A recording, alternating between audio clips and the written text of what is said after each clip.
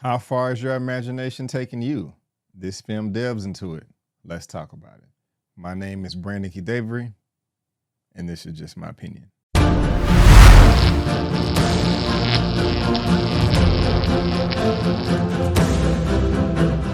Hey, what's going on, everyone, and welcome back to another episode of Just My Opinion for my Netflix The Imaginary Movie Review.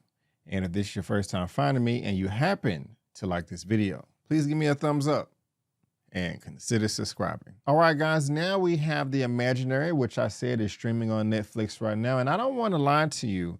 This is one that I would usually skip over, but at the last minute I said, hey, why not? Let me go ahead and give this one a try. Now, this is being directed by Yoshiyuki Momose, if I'm pronouncing that correctly, from Tokyo, Japan. If we scroll down and look at their filmography, I'm not too familiar with any of the previous work besides Spirited Away.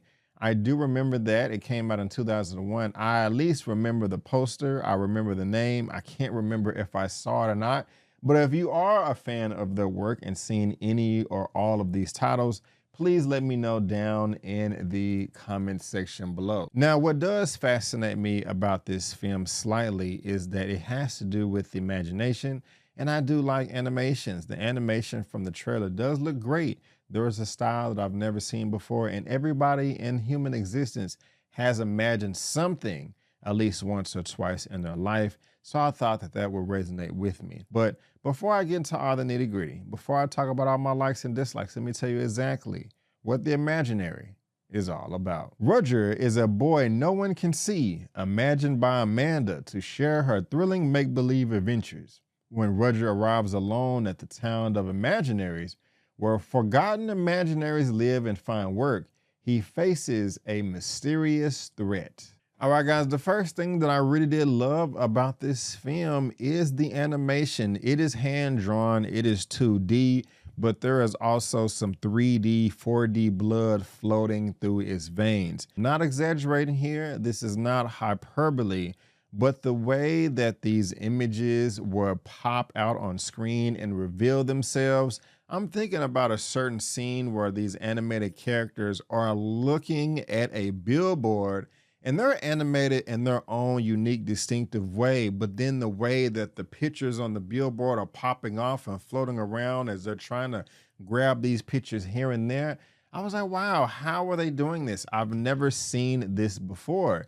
This is pretty cool, and I want to see more of it. Animation in this film was dope as hell. I really did love it. It really does seem like a mixture of 2D and 3D, but mostly 2D morphed together in ways that is very, very rare, if you ask me. And then when you have to deal with imagination, we've all dreamed before, and dreams can be very random and sporadic.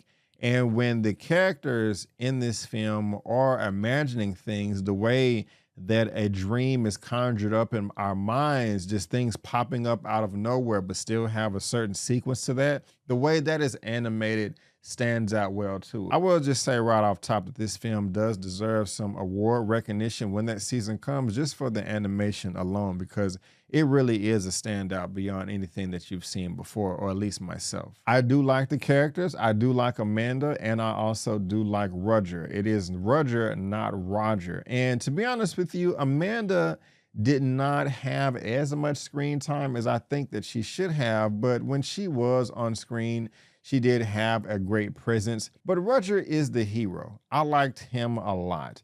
He is at the hip of Amanda. They are inseparable. And I love the reason why he was conjured up in the first place. It's not just a random thought that she had and she has a best friend now. No, there was certain trauma that her character went through, and that is where his inception came from. And those do have some adult themes that I think an older crowd will be able to attach to. Talking about loss, pain, grief, things of that nature is what Roger is all about. His character does grow quite a bit in this film. At the very beginning, he's very innocent and playful, but I like the way that he was able to empathize with other characters, seeing them go through grief and pain. That really did mature him up a few levels, and again, is something that an older crowd would be able to attach themselves to. Go ahead and bring your tissue. You may shed a tear. I did not personally, but I can imagine there's a lot of people out there that will. But I did say will attract an older audience twice, at least in this review so far. But I don't think that this film is geared towards adults. It's more geared towards children with a lot of the playful elements that are within it. I'm not saying that an adult won't have a good time. I think they will.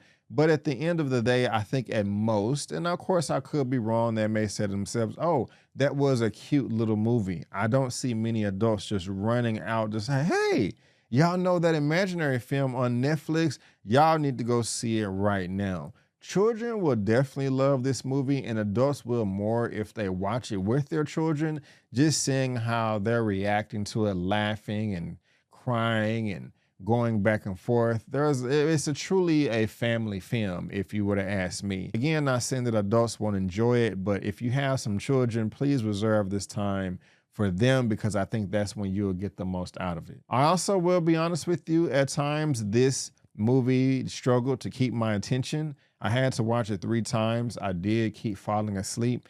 Not saying that it was boring. I think I was just tired, because the third time I was very attentive and it did catch my eye, but I have to be honest with you and let you know that there was a few moments to where I just really wasn't interested and I was checking my phone. That just may be because this wasn't my cup of tea. There are other people raving about this film, and there's no problem with that. No shame in my game or theirs. But besides the animation, the imagination of certain characters in this was pretty cool. I did find myself attaching myself to someone by the name of Mr. Wobbles, flying through space, conjuring up anything like their Green Lantern. And if you don't know that comic, these super cops in space can conjure up anything with the might of will. Whatever it is, they have the power of the ring. I was gonna say the power of the force, but that's Star Wars. But kind of seeing those elements in this film as characters are flying around, I was like, okay, that is pretty cool. I did like that. The villain in this film was a great antagonist. They had so much energy that conveyed just disgust, rape, and child molestation. I mean, as soon as you see this character, that's what you're going to think. It's quite disgusting and disturbing, to be honest with you.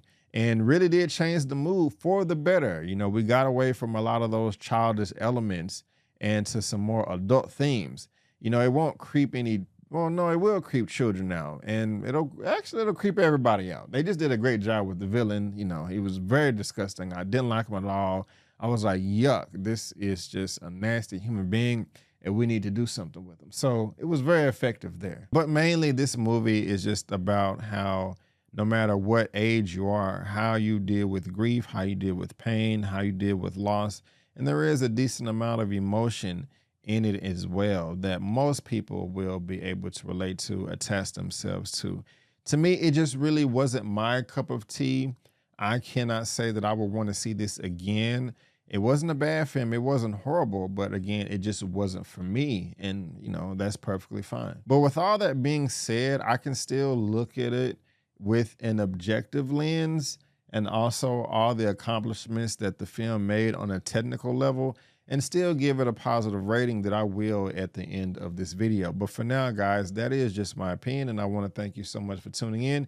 If you did enjoy this video, please go ahead and give me a thumbs up, subscribe to the channel, help me reach that next milestone of 1 trillion. So, no, not 1 trillion, but let's go 75,000 subscribers. But guys, if I had to rate The Imaginary out of a 1 out of 10, I'll give it an 8 out of 10. Yes, an 8 out of 10. Again, that's more of an objective lens than subjective, because it wasn't my cup of tea, but there are still some great things about it to where I was like, okay, hey, at least it's, you know, some thumbs up over here. It's a feel-good movie. It's a feel-good movie. Parts of it took me back to my childhood. But guys, again, I just want to thank you so much for tuning in. And before you go, don't forget that my name is Brandon Keith Avery, and that's just my opinion. Peace.